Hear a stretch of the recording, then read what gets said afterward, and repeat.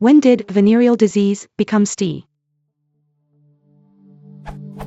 Why is it that the term venereal disease has been dropped in favor of sexually transmitted infection, or STD for short? The change seemed to date from the advent of AIDS. Was it that the word venereal was associated uniquely with heterosexual relationships?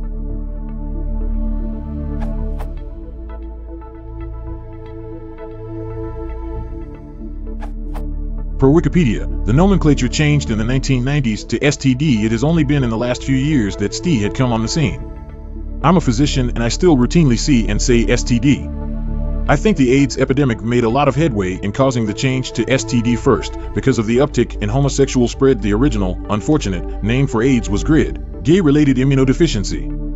Venereal wouldn't be as appropriate for men. And, second, to emphasize the sexual spread of the disease without euphemism. Prior to AIDS, VD was a dirty secret never addressed in polite society. It was something that only soldiers, sailors, and prostitutes could get. It was this sort of thinking that promulgated the rapid spread of HIV through the world. While STDs, and more broadly STIs, seemingly preferred because of the asymptomatic nature of certain types of chronic STDs, are more openly discussed than in prior decades, education is still lacking on proper prevention. Many diseases are making comebacks. Gonorrhea is starting to show signs of multiple antibiotic resistance, for example.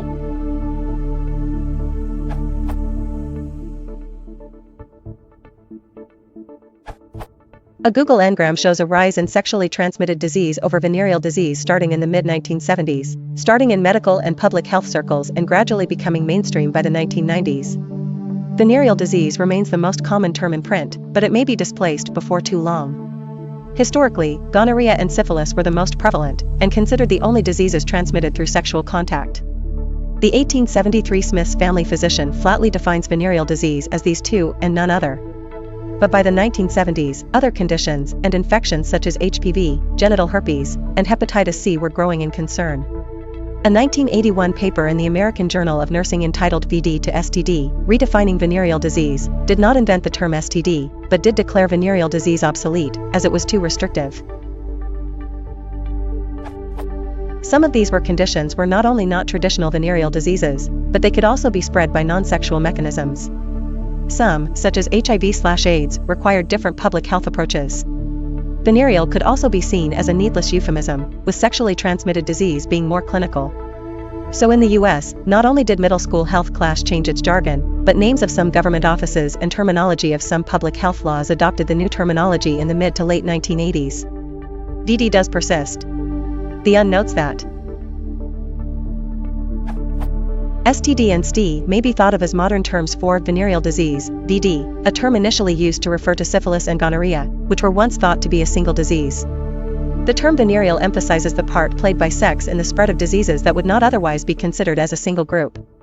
N.B. Although one might think that there are two distinct terms here, STI for infections and STD for diseases, the two seem to be used interchangeably, and without particular attention being paid to whether the focus is on infection or disease.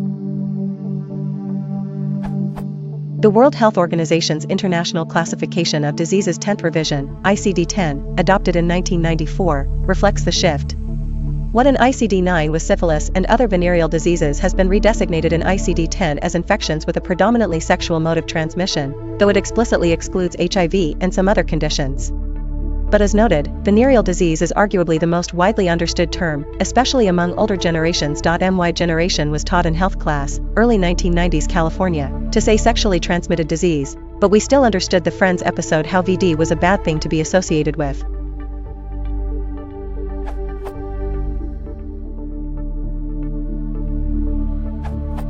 This answer is probably correct one. I was going to elaborate on how VDS and STDs are not really just diseases, but couldn't phrase it right. The main culprit is the D word. Disease. Edit, I missed the second half of the question. For this, I apologize.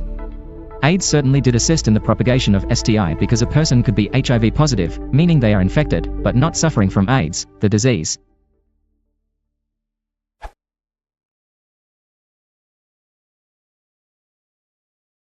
Video to the work, Joe. Isn't there lucky and scrubby?